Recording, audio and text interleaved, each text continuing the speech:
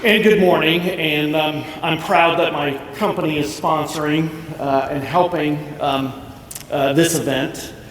I'm what you call someone who represents a stakeholder. Right? You heard from a gentleman who represented his constituency in the state. Well, I've represented a number of stakeholders. You kind of heard in my background. I work for the Texas Medical Association, where I lobbied for physicians and their patients. I now work for Blue Cross Blue Shield of Texas, where I lobby for the company and its members. Blue Cross Blue Shield of Texas is a mutual company, which basically means that it is owned by its policyholders. It's not owned by shareholders and then serves customers. Our customers are our owners. So it gives us a unique way to kind of focus on the needs of Texans and actually bring a voice here in this chamber and in the other chamber across the way, which the representatives would not necessarily mention by name necessarily in this chamber. I want to kind of take two steps back. First, I never thought I would become a lobbyist. That's really what I do. And some people think that's a dirty word. Well, believe me, if you're thinking of a career in government, don't forget that you can represent people in their private interests. And let me tell you why that's so important. Well, first, let's back up a bit.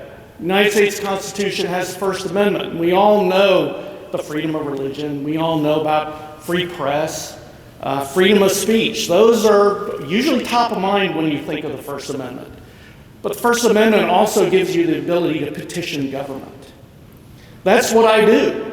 I petition government. Now, typically, you think about it in terms of the judiciary. We're going to hear quite a distinguished speaker on the judiciary, but coming here and making your stakeholders, your clients' views known, that's also petitioning government. And to work for a company that allows me to actually give a voice to members, not necessarily the company specifically, right, but to its members, is a way my company actually participates in political discourse and is also a good corporate citizen. So as you consider your futures in policymaking, don't forget, you can be a policymaker at a company, you can be a policymaker in an association. Let me just give you a good example, just this past session, and actually a little bit the session before, of what my company has allowed me to do to give voice to the ordinary Texans' needs.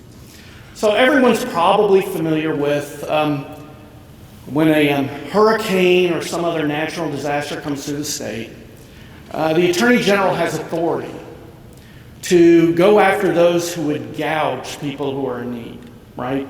When someone needs water, gasoline, prescription medications, and they know that a disaster has made a temporary shortage for those goods, they jack up those prices. Well, the Attorney General has the ability to go, wait, you can't take advantage of people in need that way when, for whatever reason, there's a breakdown in the marketplace. And the laws of the state of Texas allow the AG to take advantage, it gives them an opportunity to investigate and prosecute when someone gouges.